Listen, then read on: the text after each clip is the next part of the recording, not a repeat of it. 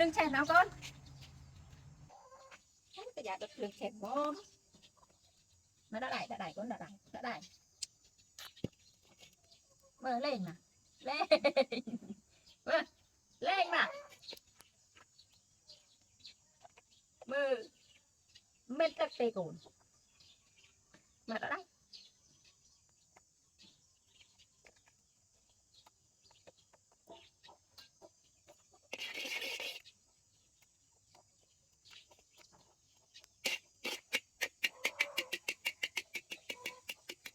Cái chén nó tắt.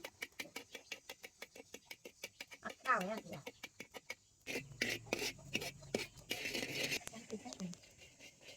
Làm phê cân gì ạ?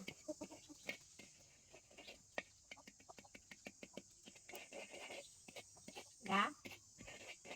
Làm phê cân gì?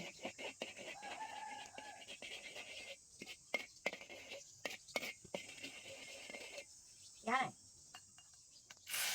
Hay cái gì?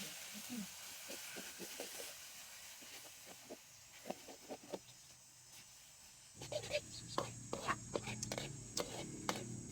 Dạ chặt lửa đó.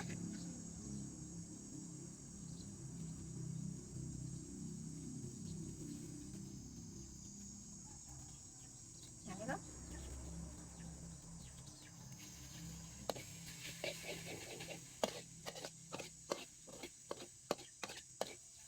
Dạ dạ.